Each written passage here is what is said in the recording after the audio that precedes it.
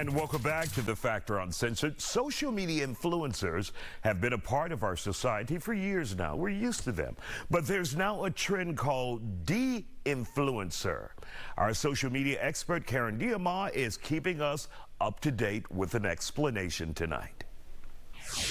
And joining us tonight on The Factor Uncensored is KRIV, our social media expert. Now, we have heard about social media influencers for quite some time now.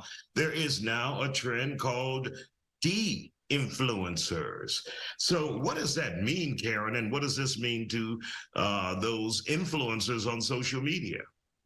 Well, it's kind of a funny name. De-influencer is a term that we're using in the social media world to refer to people that want to debunk what an influencer is telling them to do and give them an alternate option. But thus by, they are influencing the people that are their audience to do something different. So is it a difference? Is it the same thing? To be determined. It sounds like it may be just trying to steal some customers or something, because That's also right. It's about materialism, right? Absolutely right. And I guess like the reason why they exist is because we're losing trust in the traditional influencer. We know you're going to get paid. We know you're earning, for everything you tell us to put out there. So how is it in our best interest to buy a $195 heated weighted blanket when I can get one for $45 on Amazon from a competitor? And so the de-influencer is coming in and saying, if you do want that, here's an alternate option. And then what we see there is, like you said, they're also influencing. Even though they call themselves a de-influencer, they're going to make money off of this cheaper product.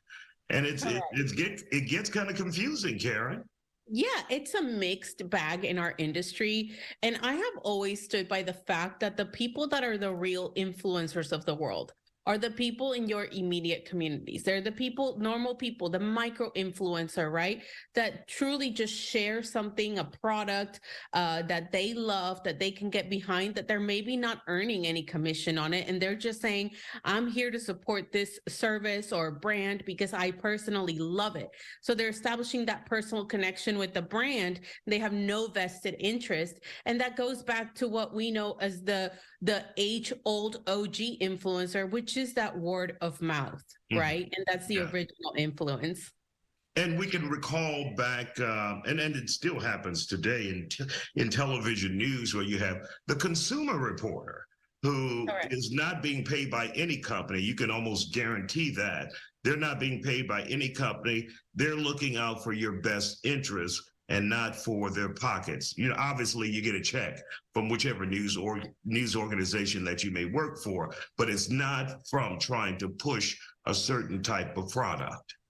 Correct. And that's why, I think there are bias in every industry, but when you lean into a influencer personality, a channel that you can trust and support, that is the best way to go. Our industry, and because of social media, it's heavily saturated with these influences that are not necessarily legitimate. Even fake reviews in our industry are abundant. So it's hard to kind of build trust.